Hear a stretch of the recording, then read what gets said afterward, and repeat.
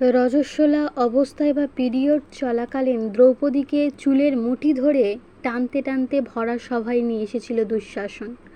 সবার সামনে শরীর থেকে পোশাক খুলে নেওয়া করেছিল। অন্ধ রাজা ধৃতরাষ্ট্র তার সুবিচারকেও অন্ধ বানিয়ে নিশ্চুপ হয়ে বসেছিলেন। রাজার তোষামোদকারী মহারথীরা প্রতিবাদ না করে তামাশা দেখছিল। মহাভারতের এই কাহিনী কম বেশি সকলেই জানেন।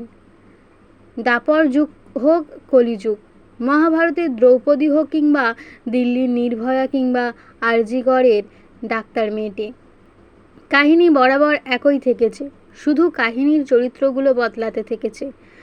তাই আজ বরং আলোচনা করি এই কাহিনী থেকে কি কি শিক্ষণীয় রয়েছে। রাজনীতি। ধৃতরাষ্ট্র রাজা হওয়া সত্ত্বেও নিশ্চুপ হয়ে একজন মহিলার সম্মানহানি হওয়ার সাক্ষী থেকেছিলেন। ভীষ্ম, দ্রোণ, কৃপর মতো মহারথীরা যেখানে তারা অন্য যে কোনো অন্যায়ের বিষয়ে গর্জে উঠতেন, সেখানে এই বিষয়ে রাজার বিরুদ্ধে যেতে পারেননি, কারণ রাজনীতি তাদের হাত পা বেঁধে দিয়েছিল।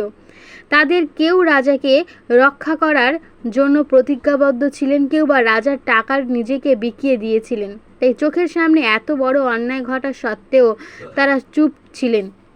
এর থেকে বোঝা যায় যে রাজনীতি তাবড় তাবড় মহারথীদেরও পঙ্গু করে দিয়েছিল। প্রতিশোধ। মহাভারতের সবচেয়ে নৃশংসভাবে যদি কারোর মৃত্যু হয়ে থাকে তা হলো দুঃশাসন। ভীম দুঃশাসনের হাত পা ছিঁড়ে দিয়ে বুক চিরে রক্তপান করেছিলেন। বিচার ব্যবস্থা যখন সুবিচার দিতে পারে না, তখন প্রতিশোধই একমাত্র উপায় হয়ে দাঁড়ায়। বর্তমান যুগেও ধর্ষকদের একমাত্র শাস্তি হওয়া উচিত যন্ত্রণাদায়ক মৃত্যু, ঠিক দুঃশাসনের মতো। এমনকি ফাঁসিও এদের জন্য ভীষণ ছোট শাস্তি। ফাঁসি হলো যন্ত্রণাবিহীন ক্ষণিকের শাস্তি, কিন্তু ধর্ষক নামক নীচ প্রাণীদের প্রাপ্য হচ্ছে তোপড়ে তর্পে তর্পে মৃত্যু। কিন্তু যে আইন নির্ভয়ার একজন আসামিকে 10,000 টাকা আর সেলাই মেশিন থেকে ছেড়ে দেয় নাবালক থাকাকালীন ঘটনাটা ঘটানোর জন্য, এই আইনের থেকে এমন শাস্তি আশা করাই হাস্যকর। সেজন্যই ভীমও সুবিচারের আশা না করে প্রতিশোধের পন্থাই বেছে নিয়েছিলেন। পুরুষ। যারা মনে করেন পুরুষ মানেই ধর্ষক, মানসিকতার তারা ভুল।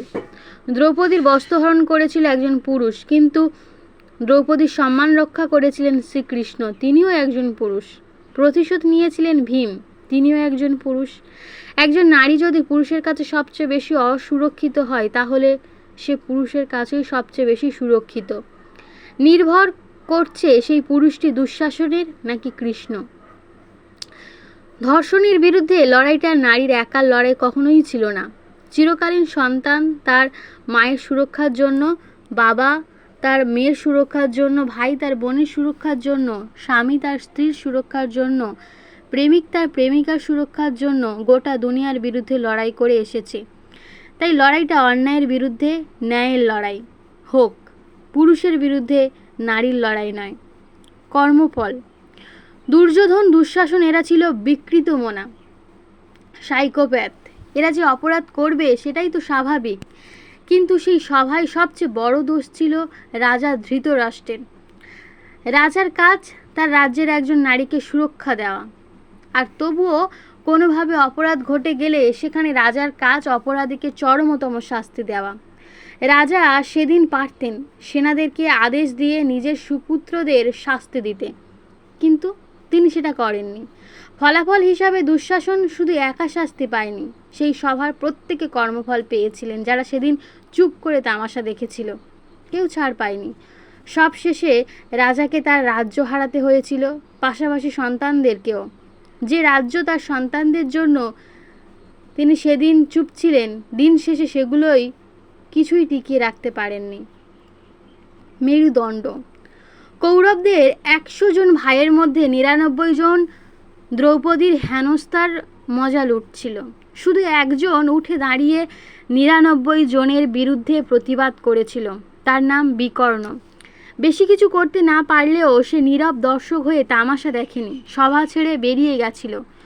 গোটা পৃথিবীর সবাই মেরুদণ্ডহীন হয়ে গেলেও অন্তত একজন প্রতিবার উঠে দাঁড়ায় শিরদাঁড়া সোজা রেখে। তারাই পৃথিবীর অক্ষরেখা। তাদের জন্যই এখনো পৃথিবী টিকে রয়েছে। কুরুক্ষেত্র। একজন নারীকে অসম্মান করার জন্য মহাভারতে এমন এক বিভীষিকাময় যুদ্ধ হয়েছিল, যে যুদ্ধ গোটা একটা যুগকে অন্তিম যাত্রার পথে নিয়ে চলে গেছিল, যার নাম কুরুক্ষেত্রের যুদ্ধ। সমস্তটাই শুরু হয়েছিল দ্রৌপদীর বস্ত্রহরণ থেকে। ইতিহাস সাক্ষী আছে, নারীকে অবলা ভেবে যখনই কেউ তার সম্মানে হাত দিয়েছে, তখনই তার পরিণতি মর্মান্তিক হয়েছে। সে মহিষাসুর হোক, রাবণ হোক কিংবা দুঃশাসন। অথবা সারসংক্ষেপ এটাই যে, পৃথিবীতে যতদিন দ্রৌপদীরা থাকবে, ততদিন দুঃশাসনরা জন্ম নিতেই থাকবে। তাদেরকে শাস্তি দেওয়ার জন্য অন্ধ ধৃতরাষ্ট্রের বিচারের অপেক্ষায় থাকলে চলবে না, বরং প্রত্যেককে অর্জুন কিংবা ভীম হয়ে উঠতে হবে, তাদের শতবার কুরুক্ষেত্র হলে হোক। লেখক সায়ন বসু মল্লিক। নমস্কার।